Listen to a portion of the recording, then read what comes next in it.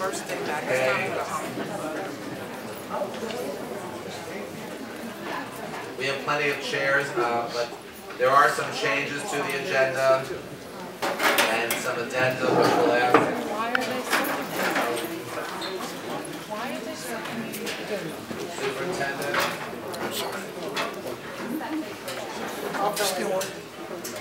And you ready? Okay. We have an agenda with some addendum and some changes. If you could bear with us as Mr. Green, our board secretary, goes through that. Okay, the first change on the agenda is under the superintendent's items, letter B, personnel, Page 9. page 9. Under certificated resignations, Tracy Lavalla, she will be removed from the agenda for tonight. Page 9B1A1 is being removed. Okay, and I believe where we stand on page 4 with items N and O, we are going to table those items. Okay. Okay, we have addendums. Addendum number 1. Yes. Addendum number 1 is under personnel, certificated appointments. Elizabeth Oates, teacher for the 6th grade academy at a salary of $40 per hour, effective March 26, 2011, terminating March 21st, 2011. That will be on Saturdays from 8 a.m. to 12 p.m. You mean me? Sorry, did I say March 26th to May 21st? M is that one? I'm sorry. Okay. All right, here we go. Under Board Secretary's recommendations, require all Chapter 192, Chapter 193, and Title I non-public vendors to pay for and gather all data for G-MAID, G-GRADE, and Stanford Binet Terra Nova testing by May 31st, 2011, as a condition for payment to be made by June 30th, 2011. Excuse me, through the chair. Is there an amount on that, or is it just open? The second one you just read? Yes, the one you No, just it's just to get the information. Oh, that's it. There's no cost. We're just making sure that all vendors get us the information so we can better serve students. If you're looking at the... But it says it's for them to pay and gather that data. To pay for it. No, the vendors are paying for it. We're not paying for it. The vendors. Okay, number 3, reports of the recommendations of the superintendent to appoint counsel to represent Dr. David Galina in the matter of Dean Richburg and bear any and all litigation costs associated with same, and to fully indemnify Dr. Galina with regard to this matter. Okay, number 4, recommendation of the superintendent. Authorize the board attorney to execute documentation for the joint representation agreement as for the Lakewood Board of Education and Lydia Silva in the matter of Dean Richburg and the Lakewood and the Lakewood Board of Education, etc. Number 5, recommendation of the superintendent. Approve Advent investigations in Westfield, New Jersey for 60 hours at $120 per hour, not to exceed $7,200, and that is all of the addendums.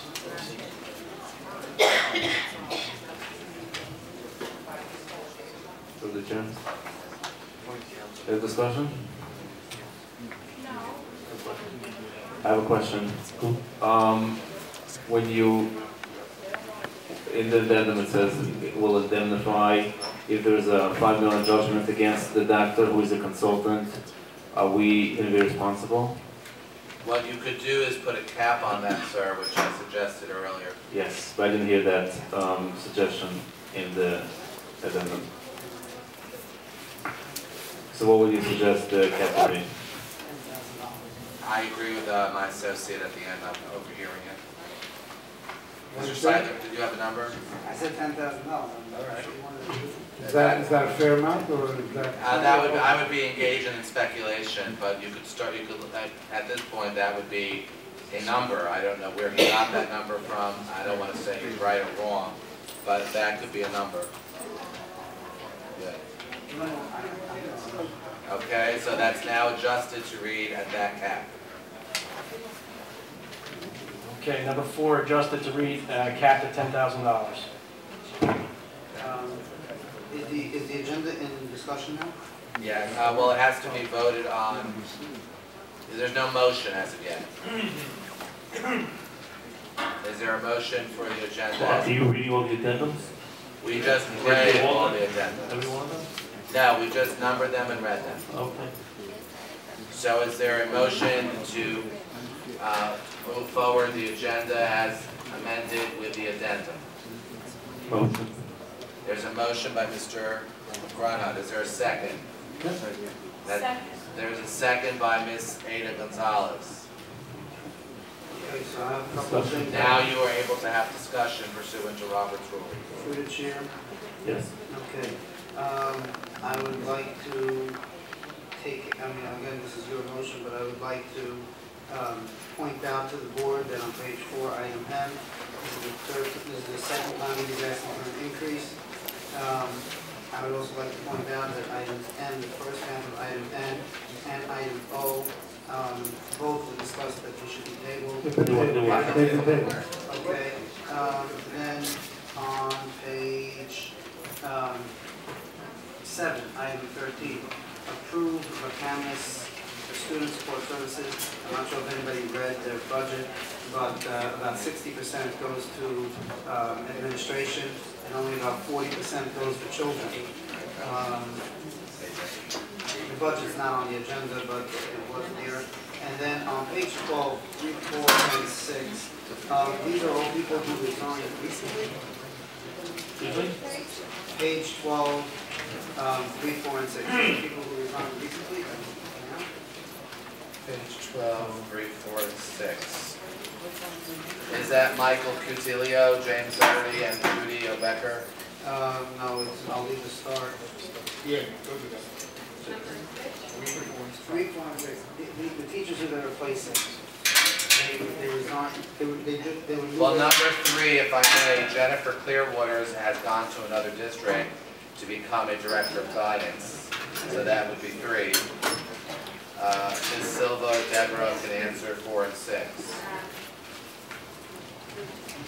Number 4, Mrs. Hines, teacher, yes, they're just leaving, so we're keeping that. And we never officially put a nurse on the agenda in order she didn't accept the position. We have a No, second. number 6. No, 6, I'm sorry.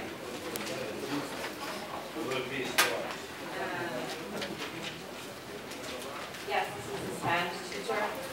Actually, this was probably longer. We took it to go out to find a qualified Spanish teacher. And then, I don't want to, no, but Mr. Tiff pointed out something very interesting. On page number 1 on the bottom, paid $4,000 for vehicle repairs, and on page number 2, the third group over there, we're paying again $4,000 for vehicle repairs. Page 1, I see where it says vehicle repairs. Your act, yes, and page 2, where do you see that? Under miscellaneous board expenditures.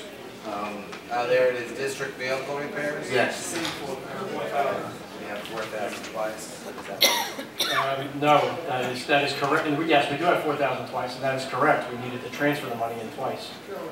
So I think what he We may be transferred it. asking is, do we need 8,000 or 4,000? 8,000. 8,000, what vehicle is that for? Is that for a bus? That's for multiple vehicles. That's not one particular invoice. That's for multiple vehicles. The vehicles in the district are very old, and they have a lot of problems. Mr. Green, are those for the snow plows, the trucks that do the snow plowing? Yes. Okay. It's not, they didn't break while they were doing snow plowing. Those repairs have already been made, but they are the same trucks that do the snow plowing. So why is it in 2 separate categories, separated by It's 2 different sources of funds.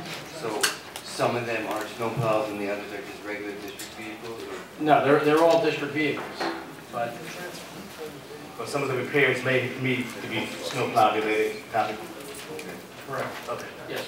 And one more thing, during the superintendent items, the children who are being placed in that district, we mentioned this at the last meeting. I just wanted to know, I guess we don't have the answer right now, but if we can get it at the next meeting, what is it that we're missing in our district that these children have to go to Alpha, East Mountain, Education Academy, Jackson, Liberty, Project Higher, and we're not espoused. Through the chair.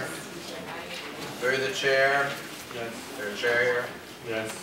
If Mr. Seidler is referring to page 6, as I've indicated in closed session, I will do so again as I have in open session. Just because a student needs specialized services doesn't mean we're missing something. Think of Kimball Hospital, an analogy perhaps, but Kimball Hospital doesn't service every type of child as good as they claim to be. So I'm not saying these kids are medically involved, but I am saying the analogy should be remembered. For example, if you look at, you brought up the Jackson Liberty one we discussed. Number 5, our Project Higher. I don't have the backup readily handleable, but that is a program where we actually have children who are classified in our public schools get some real work experience as part of their IEP goals and objectives. If you look at number 3, Education Academy. I don't have the backup, but Education Academy is a state-approved private school for the disabled. Believe it or not, as good as we are and as good as our staff are, not every child, typically a child who goes to educational academies, significantly emotionally disturbed. That doesn't mean we don't have programs for that, but again, we can't possibly service every child in special ed. I don't care how good we are, how bad we are, it just wouldn't make sense. I'm not suggesting that we do. My question is that if we could figure out that in each case, if we see a pattern that maybe after 6 months or 8 months, we can finally say, you know what, we've seen this pattern, and if we invest in this type of technology, we'll be able to bring back these amount of kids, then we will be, in other words, we will be able to improve our programs in the district.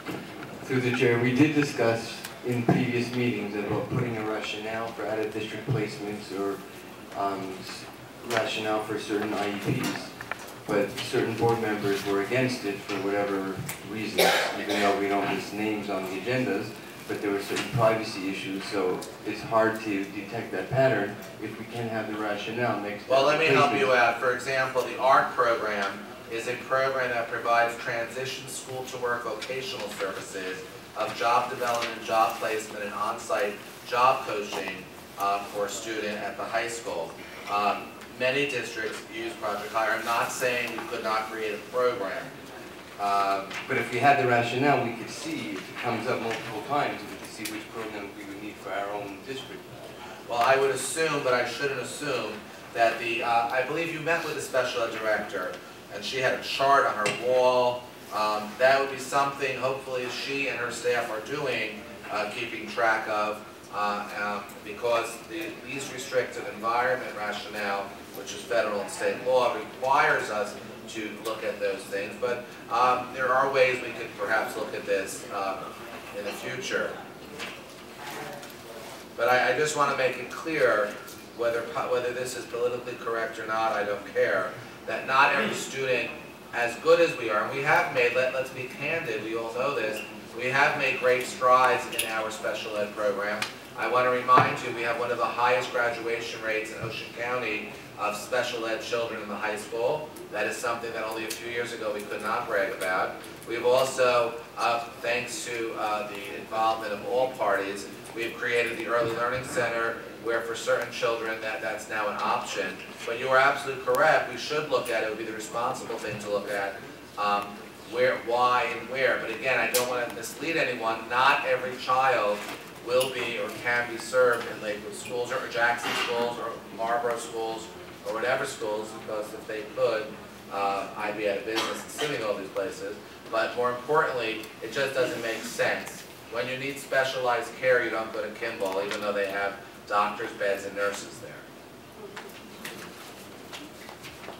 Significantly special care. I don't want to say anything bad about Kimball. Through the chair, are you done?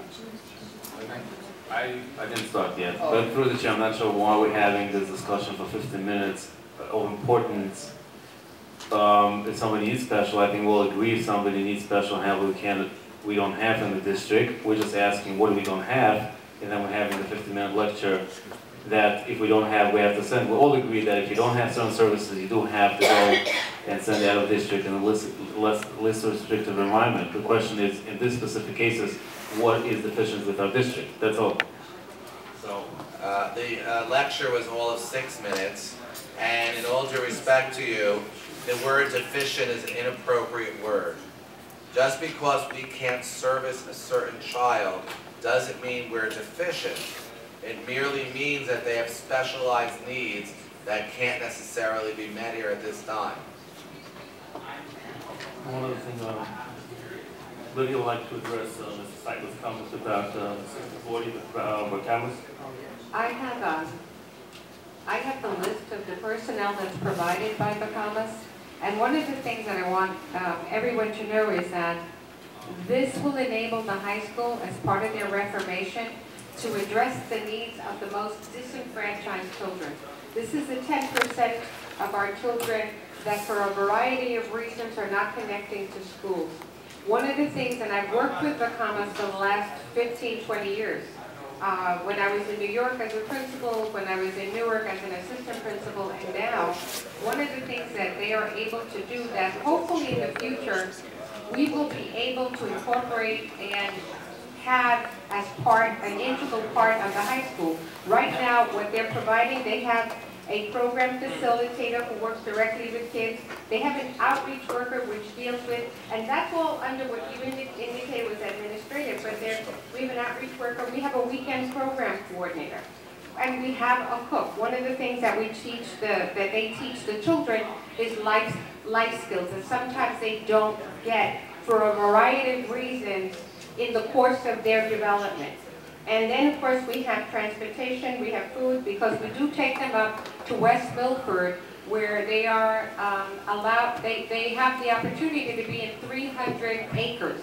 Oftentimes, our most disenfranchised children need to be away from some of the, I will say, the dysfunction that afflicts their development and their academic progress. Through the chair, Ms. Silva, I just inquired. From what I understand, the Bahamas program is being funded not with local tax dollars, but with state and federal funds. Is that Right. correct? Title I funds. Well, well, it's not just Title I, but state and federal. Through the chair. Yes.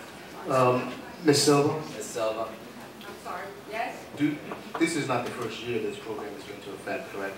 No, they were last year in The last SES year. program. Now, do we have And any? this year. Do we have any statistical data on the improvements that this program has done with individuals in the community? Well, that's one of the things that I wanted to, that's why when we said about the high school and I talked about the commissioner, we don't have a system that's up and running that allows us to look at the data, not just on Bahamas, but we have data which shows a standardized test. But we have a number of programs. For example, we have SES.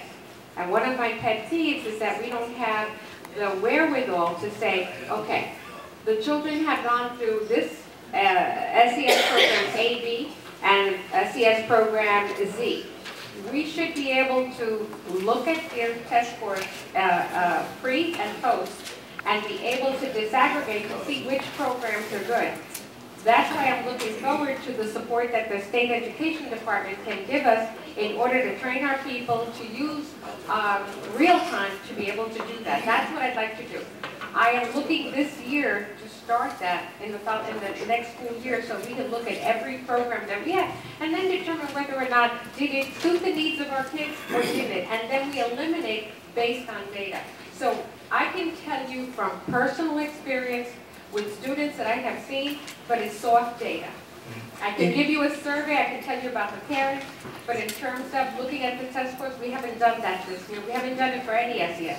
Even with the new technology directives that we have, I remember that this was a problem last time, that we didn't have the statistics or the numbers. Is he able to come up with a program or purchase a program that will track all these numbers that we need to figure out these numbers to see where our kids are? That's what he has been given that mission, and along with a number of other people who will be utilizing real time, they're going to be trained so that they can do exactly that. And hopefully by next year this time, I can give you some of the data, at least preliminaries, because it's always at the end, but at least I can have that. That is our plan for the 2011-2012 year. Are there any more questions? Hello? Any more questions?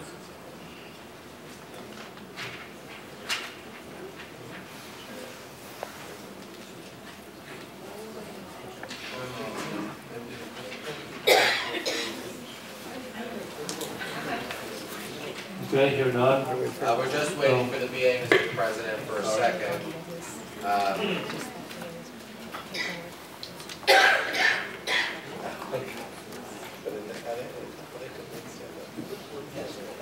Okay, Mr. President, I guess with your permission, I'll just record whatever you want me to record.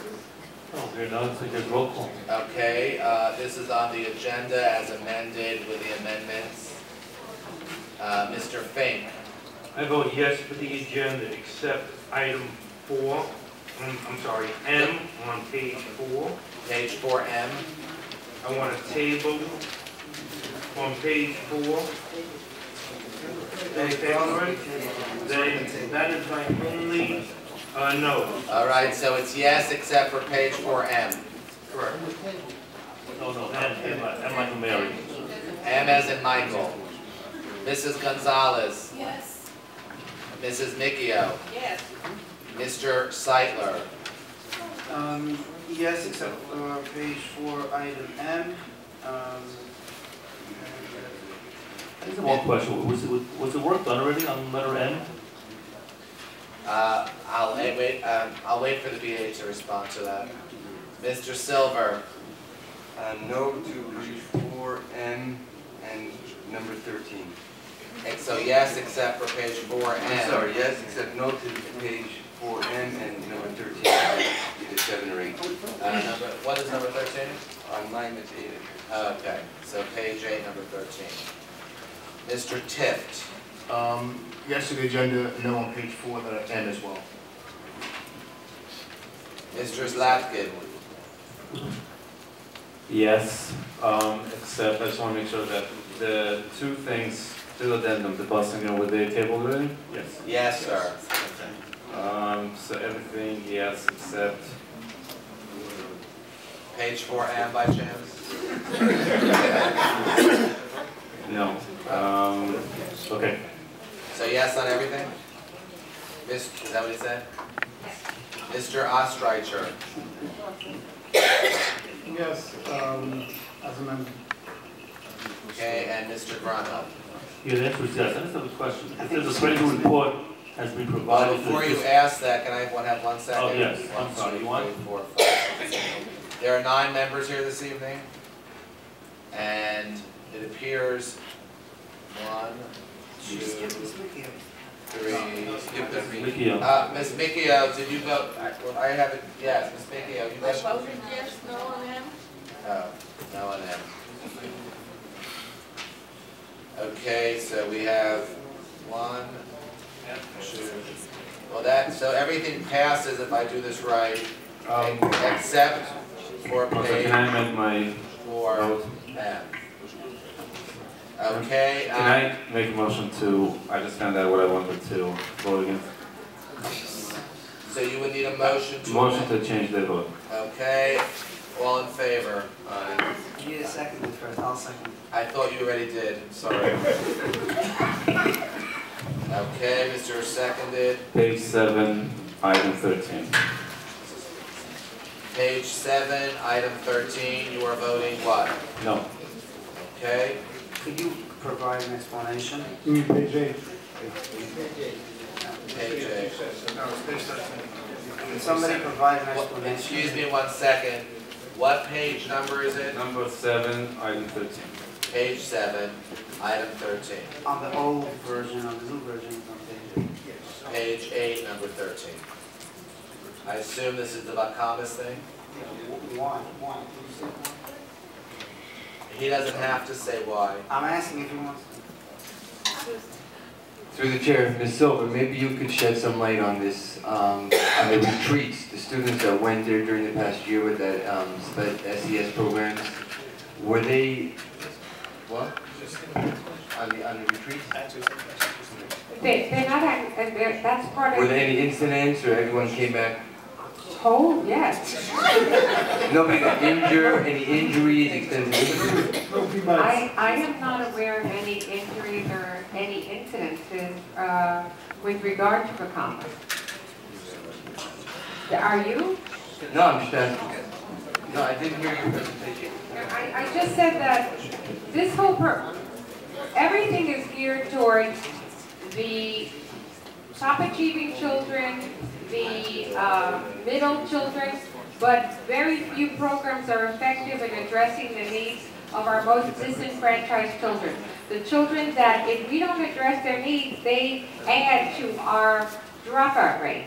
So one of the things that we do in this program is engage the students. So that in engaging the students, one of the things that happens is we get them re-engaged to going to school and participating in the high school programs. And that's why, the other thing is that it allows for families to come together. One of the things that the Bahamas program does... Ms. Silva, I'm aware of the program. I was here when we originally had the representation and we approved them in the first time. What I'm questioning is, was it effective? Did you find that they were effective in what they do? Yes. As I said, I would never have asked them to come to Lakewood had I not worked with them in the past. I think, Ms. Silva, no disrespect, I think what he's asking, is there any, to use your word, empirical data? I answered Mr. Tip, we don't have any on any SES program as of yet.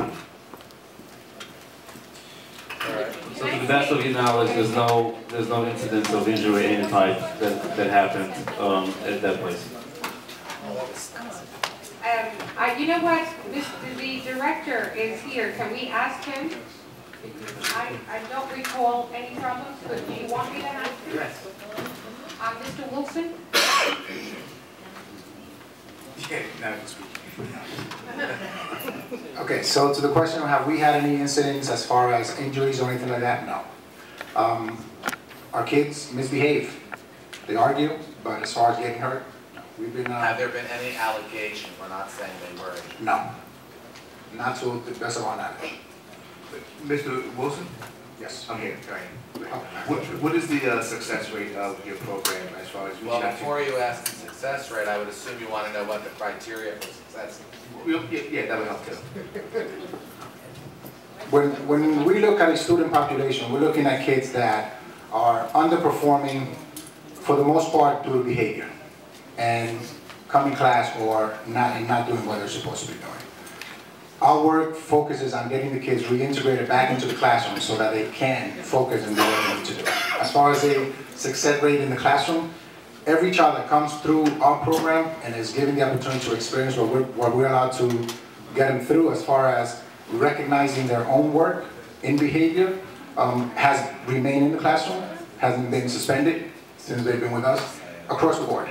So whether they are achieving on the next grade level or not, our job is to keep them in the classroom, make sure that they are attentive and behaving, and that we've achieved across the board. Now, do you follow through? Say you have a child who started out as a freshman, and do you follow him through his sophomore, junior, senior year? That's always the goal, pending funding approval. Gotcha. Okay. Good answer. Thank you. Any other questions? Thank you. Thank you. Okay, that concludes, from what I understand, the voting on the agenda as amended. Now we get to the budget. Through the chair, Go ahead. I'd like to make a motion on the agenda. On the what? I'd like to make a motion to add it to today's agenda. Well, before you do that, let's just conclude. Not They already not the voted. budget. They already, I want to vote. you want to add an item. I want to add an item. Okay, but the vote's already been done, just so you know, you do have the right under new business to do that. I'm not trying to be difficult, but that would be new business.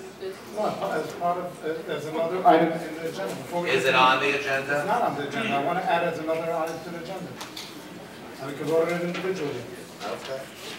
I'd like to make a motion regarding a board policy that was installed last time, that the buses have to,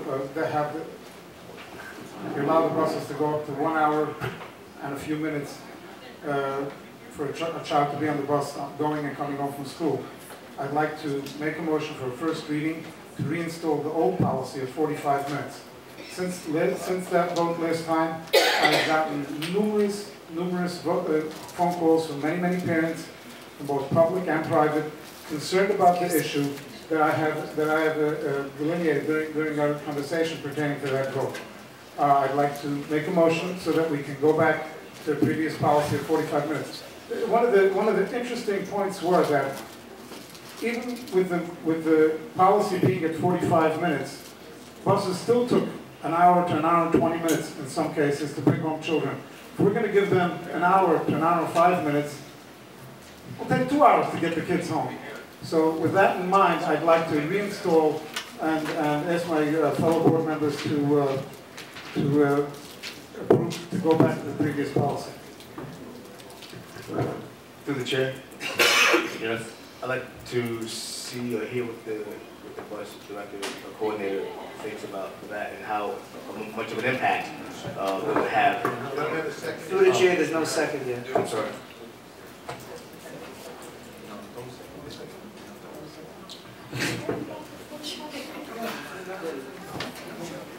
Okay, doesn't seem to be a second on that. All right, let's go on with the agenda. Okay. There is no second on that, and therefore that is DOA, as we say. Okay, now we go to the budget. Yes.